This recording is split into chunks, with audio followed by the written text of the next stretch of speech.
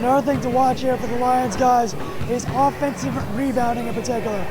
Emerson losing on the offensive glass to Clark at the moment, 9-4. However, they are winning the overall rebounding battle, 20-17. With again a physical team like the Cougars, Lions really going to have to scratch for those second chance opportunities.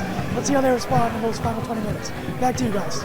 All right, I'm here with sophomore Guillermo Ruiz. Guillermo, 19 points. What was the key to your performance today?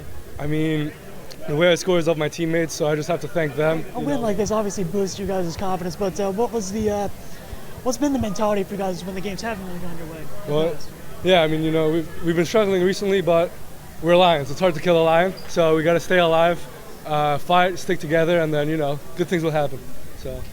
What's the keys for you guys coming up next with the rest of the NEWMAC schedule?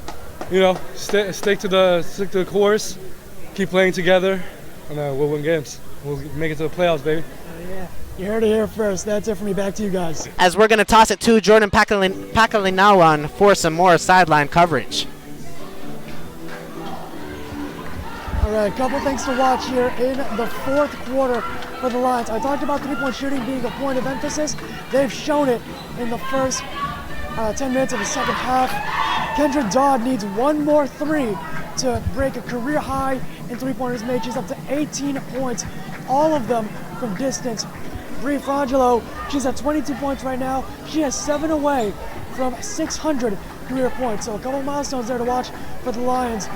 And you saw there with Clark, with Emerson being so good at three-point shooting, Clark is being able to counter that in the paint. Let's see how the Lions stop them in this final frame. Back to you guys. Jordan, what are your keys to winning tonight for Emerson? I think you really have to get your guards going here, particularly with Jessie Silk, who was held scoreless in 9 minutes Wednesday against Wellesley, as well as Bree Frangelo.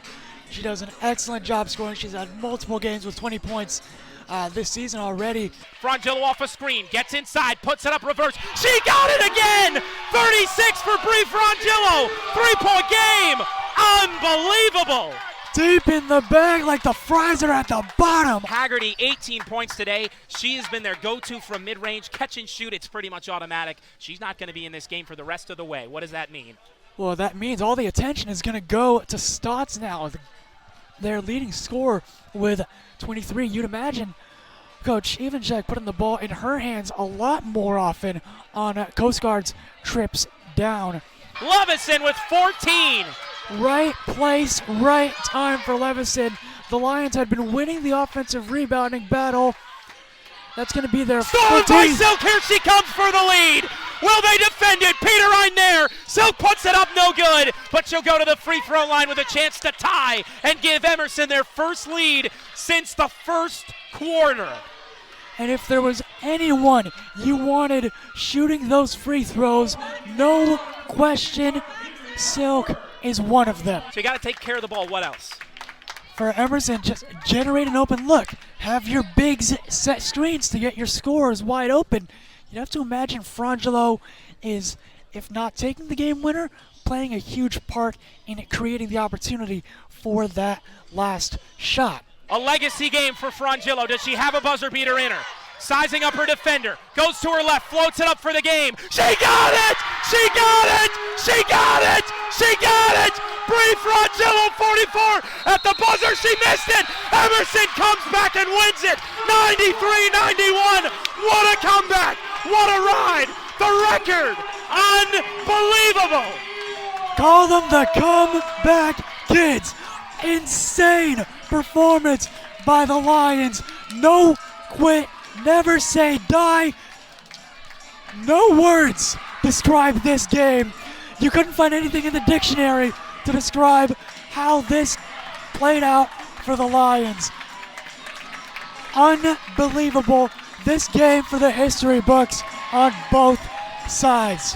1,000 career points on one side, a new school record in the game winner on the other.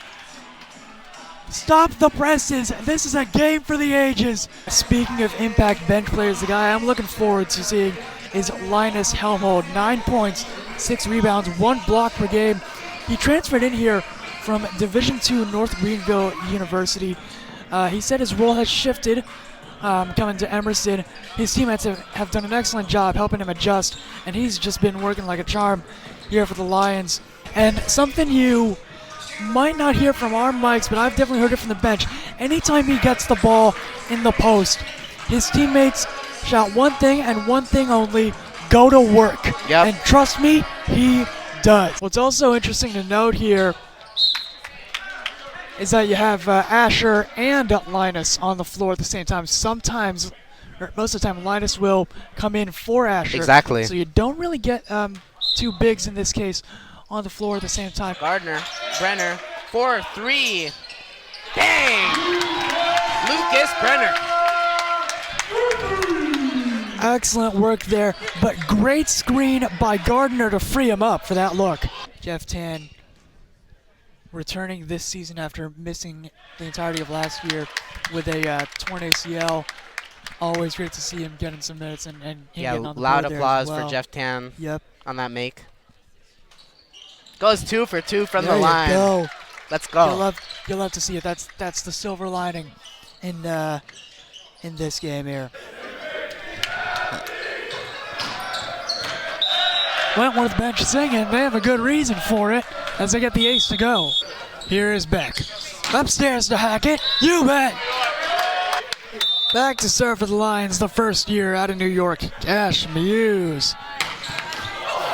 Right off of his teammate's back. Right back, Cash! Next one.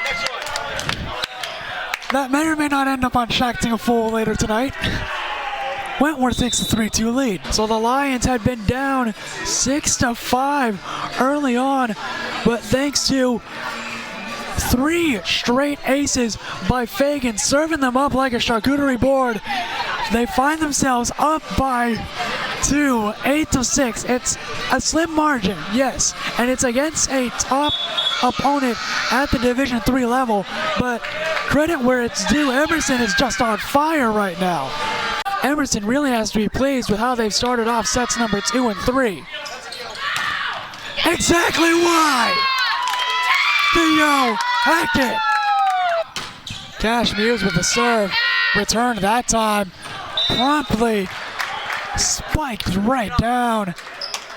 Return to sender Alec Raymond. 6'6" senior, making his presence known on the play. The Leopards showing just why they're one of the best teams in the conference and the country. The kill there by Eli Turner to shut the door and sweep Emerson. Again, as I said at the top of the broadcast, even though it's April Fool's, this team was not fooling around, and Wentworth was no joke. They certainly showed that tonight. Final score, Wentworth sweeping Emerson 25-10, 25-17, 25-22. Emerson looking to regroup towards the end of the week. Their next match on the road against the Regis.